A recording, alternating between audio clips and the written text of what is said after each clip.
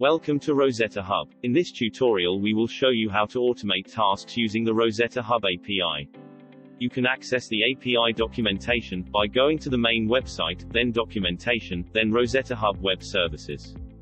RosettaHUB provides a rich API to interact with the RosettaHUB platform, and allow you to perform all cloud governance tasks, such as managing organizations, users, and cloud accounts, as well as managing cloud artifacts, such as machines, clusters, data stores, and easily share them with users, groups, or organizations.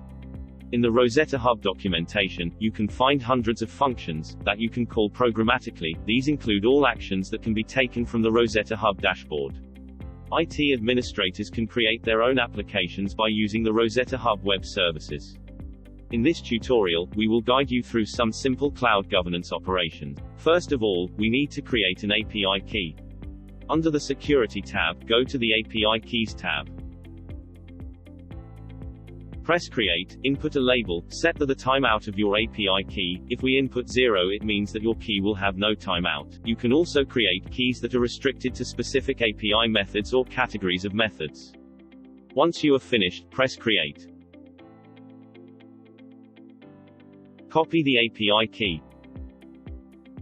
We are going to use a Jupyter notebook to write Python code that interacts with the platform. Store the key in a variable. First, we need to install the Zeep module. Let's import Zeep, and create our client service. Now we are going to do some simple operations to manage users and cloud accounts. Let's list our cloud accounts. The root cloud account UID is the UID of the cloud account from which our cloud account was derived. Let's store the root cloud account in a variable, as we will need it to derive a new cloud account. As you can see, we have two cloud accounts, one under AWS with a budget of $110 and another one under GCP with a budget of $10. Then let's list the users, and for this we need to use the Cpop getFederatedUsers function. As you can notice, the function takes the API key, or the session ID as a first attribute, and then a boolean to indicate if we want to show the user's sub-organizations or not. Another boolean, to indicate if you want to list the user's roles, and finally, a filters attribute. In this example we will filter by sub-organization. The function returns a list of users. Let's iterate over it to print the logins. The same principle goes for all the functions used in this tutorial. First you identify your attributes from the documentation, and use them in your code. Please remember that your API key should always be passed to the function that you are using. Let's create a user. To do this, we will use the function Cpop register user lite. We need to input the user's information. First name, last name, email, organization name, registration type, the root cloud account, and the initial cloud account budget. In this case we are registering a researcher, and assigning an AWS cloud account, with a budget of $10. The user creation, and the cloud account assignment will take around 1 minute. Now, let's list our users again using the first name as a filter.